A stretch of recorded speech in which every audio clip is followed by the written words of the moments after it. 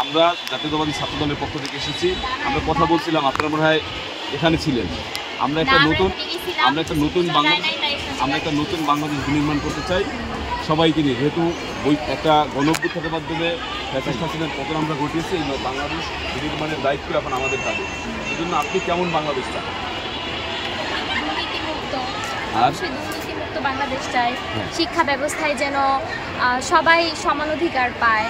দারিদ্র্যমুক্ত বাংলাদেশ চাই। দেন হচ্ছে রাস্তায় অনেক ট্রাফিক, যেহেতু অনেক দূর দূরান্ত থেকে শিক্ষার্থীরা যাতায়াত করে, যেন ট্রাফিক না থাকে, সুন্দর একটা যাতায়াত ব্যবস্থা থাকে। সব মিলিয়ে হচ্ছে দেশটা যেন কারাপ্টেড না থাকে। আর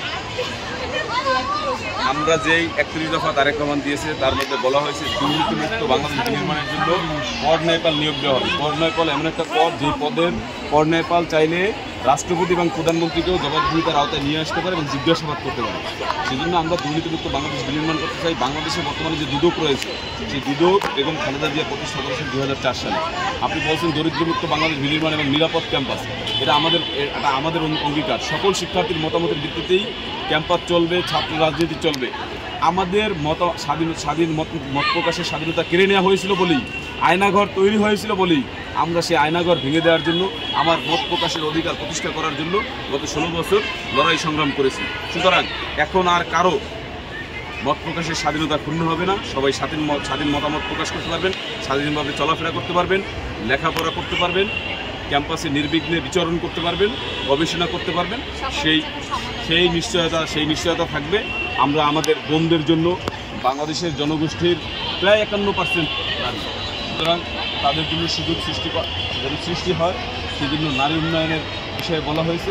আপনারা জানেন বাংলাদেশের প্রথম নারী ও শিশু বিষয়ক মন্ত্রণালয় জিয়াউর রহমান প্রতিষ্ঠা করেছেন এবং বেগম খালেদা জিয়া বাংলাদেশের প্রথম নারী প্রধানমন্ত্রী।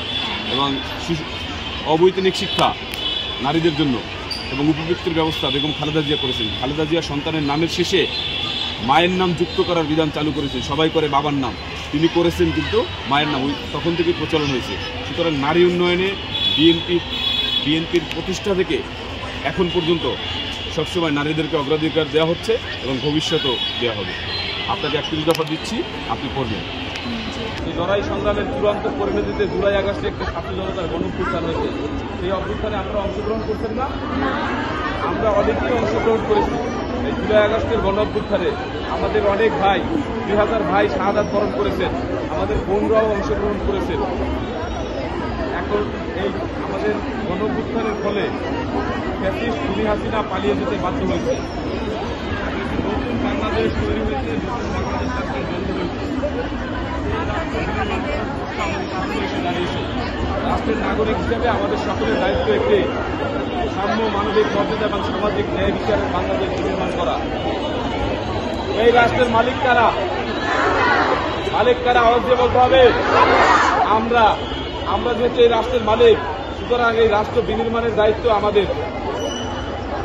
কিভাবে আমরা 1971 সালের মহান মুক্তিযুদ্ধের যে মূল মন্ত্র ছিল গণতন্ত্র, সাম্য, মানবিক মর্যাদা এবং সামাজিক ন্যায় বিচার বাংলাদেশ, সেই বাংলাদেশ কিভাবে বিনির্মাণ করব সেই মতামত আপনাদেরকে দিতে হবে।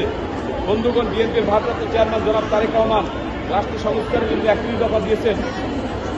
যে 31 দফার মধ্যে রয়েছে সংবিধান সংস্কার, বিচার বিভাগের স্বাধীনতা, আইনের শাসন, মানবাধিকার, ক্ষমতার ভারসাম্য, পরপর 2 বারের বেশি কেউ প্রধানমন্ত্রী হতে পারবেন না, কৃষক যেন তার পণ্যের ন্যায্য মূল্য পায়, শ্রমিক যেন বাজারের সাথে সংগতি রেখে বেতন পায়,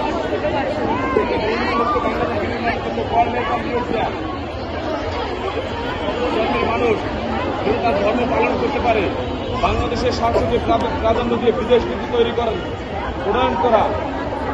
এবং আমরা যারা শিক্ষার্থী আছি আমাদের অধিকারের জন্য শিক্ষা খাতে জিডিপির 5% বরাদ্দ দেওয়ার কথা বলছেন। যে বরাদ্দের একটা বড় অংশ থাকবে গবেষণার জন্য। আমরা যেহেতু শিক্ষার্থী, আমরা এখান থেকে লেখাপড়া শেষ করে উচ্চ শিক্ষা অর্জন করতে চাই, সেক্ষেত্রে গবেষণার প্রয়োজন রয়েছে। গবেষণা করলে আমরা এই গঠনের ভূমিকা রাখতে পারবো, আমরা নতুন নতুন জিনিস উদ্ভাবন করতে পারবো। বিএনপির ভারপ্রাপ্ত চেয়ারম্যান জনাব তারেক রহমান 2 ধরনের শিক্ষার কথা বলছেন। একটি চাহিদা ভিত্তিক শিক্ষা, আরেকটি হচ্ছে জ্ঞান ভিত্তিক শিক্ষা। বর্তমানে বাংলাদেশের সরকারি চাকরি অ্যাভেলেবেল না, যে পরিমাণ মানুষ আমরা জনগোষ্ঠী, সেই জন্য আমরা যদি চাহিদা ভিত্তিক শিক্ষা অর্জন করতে পারি তাহলে আমরা নিজেরাই নিজেদের চাকরির ব্যবস্থা করতে পারবো, কর্মসংস্থানের সুযোগ নিজেরা তৈরি করতে পারবো। সেজন্য চাহিদা ভিত্তিক শিক্ষা অর্জন করবো, জ্ঞান ভিত্তিক শিক্ষার মাধ্যমে আমরা উচ্চ শিক্ষা অর্জন করবো, যার মাধ্যমে আমাদের মেধা দেশ গঠনে আমরা কাজে লাগাতে পারি। বন্ধুগণ, আপনারা অনেকেই জানেন, আপনারা শহীদ রাষ্ট্রপতি জিয়াউর রহমান সম্পর্কে জানেন। জিয়াউর রহমান বাংলাদেশের স্বাধীনতার ঘোষণা দিয়েছিলেন। জিয়াউর রহমান চট্টগ্রামের কালুরঘাট বেতার কেন্দ্র থেকে আপনাদেরকে এতদিন ভুল ইতিহাস শেখানো হয়েছে, এটা আপনারা জানতে পারবেন। আপনারা সবাই নারী ও শিশু বিষয়ক মন্ত্রণালয় কে প্রতিষ্ঠা করছেন জানেন? জিয়াউর রহমান। নারী ও শিশু বিষয়ক মন্ত্রণালয় প্রতিষ্ঠা করেছেন জিয়াউর রহমান ৭৯ সালে। হয়তো আপনারা অনেকের মনে নাই, করবেন, জানবেন। নিজেদের অধিকার সম্পর্কে কারা কাজ করছে তাদের সম্পর্কে জানবেন।